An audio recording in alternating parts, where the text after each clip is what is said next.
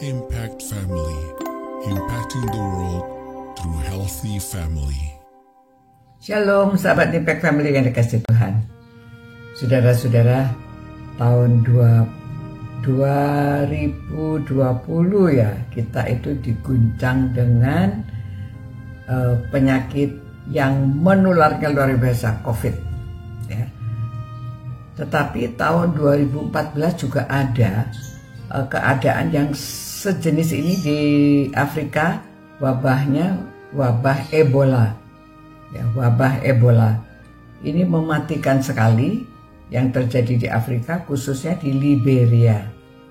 Dan di tengah-tengah kepanikan ini ada seorang dokter muda dari Amerika, namanya Dr. Ken Brantley, memilih untuk tinggal bersama dan melayani pasien-pasien yang terinfeksi wabah Ebola ini.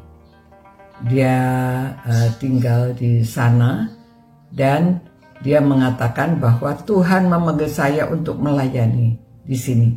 Saya tidak bisa meninggalkan mereka sekarang, ya. Bukan karena ada penyakit lalu dia pergi, tetapi justru dia tetap tinggal di sana. Nah, namun saudara, beberapa waktu kemudian dia itu kena juga penyakit Ebola karena dia memang melayani orang-orang yang sakit yang dia rawat.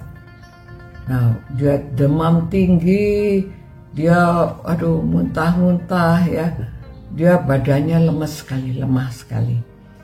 Lalu tim dari Amerika dia diterbangkan untuk berobat di Amerika dengan pengamanan yang ketat. Memang orang-orang khawatir ya, karena itu virus bisa menjalar, bisa menyebar. Namun dalam keadaan sakitnya ini dia tetap tenang dan dia berdoa, Tuhan, kalau hidup saya ini ya memang di tangan-Mu.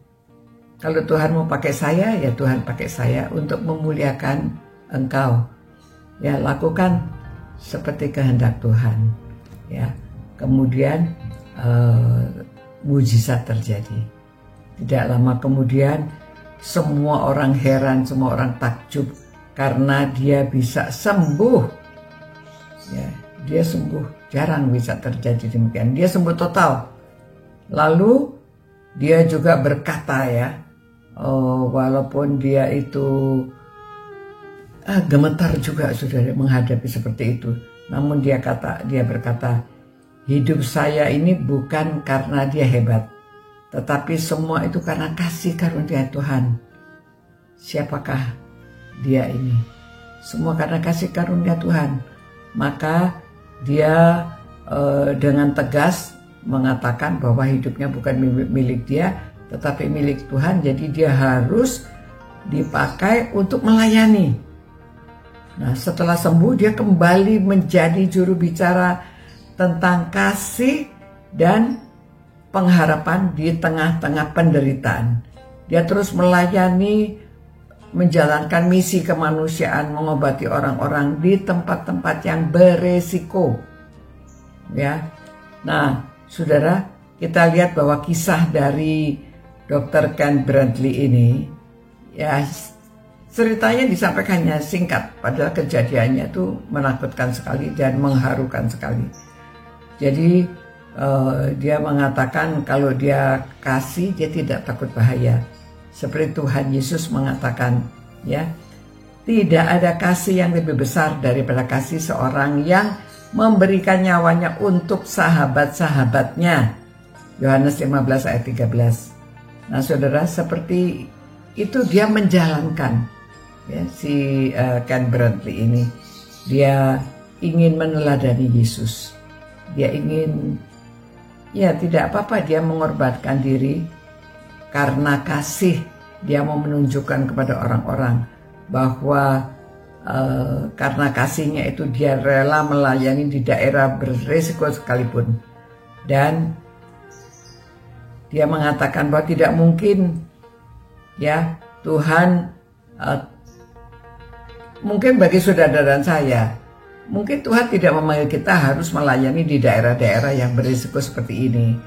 Namun saudara, kita dapat melayani, menanggapi panggilan Tuhan dengan melayani orang-orang yang membutuhkan, ya, orang-orang di sekeliling kita. Tidak harus pergi jauh-jauh ke Liberia, ke negara-negara yang lain. Di negara kita, di tetangga kita, di sekeliling kita ini masih banyak orang yang membutuhkan. Mari saudara, kita terjun ke lapangan, ya, mempraktekkan kasih. Kita bukan dokter, kita tidak bisa menyembuhkan orang, namun kita bisa melakukan yang lain-lainnya. Dengan menunjukkan kasih, kita berbagi tentang kasih Kristus kepada orang lain. Ya, mari kita berdoa. Tuhan, ajarlah kami untuk tidak takut menjalankan kasih kepada orang-orang lain. Karena Engkau sendiri yang sudah menjadikan teladan bagi kami. Engkau Tuhan yang rela datang di antara manusia yang berdosa. Bahkan Engkau menderita, Engkau disalibkan. Engkau mengorbankan dirimu bagi umat manusia. Tolong kami Tuhan, supaya kami juga mau melayani Tuhan dengan kasih di antara orang-orang yang masih banyak, orang-orang yang menderita, sengsara, membutuhkan keselamatan. Tolong kami Tuhan, supaya kami mau melayani dengan sepenuh hati kami, menjalankan kasih Kristus. Terima kasih Tuhan.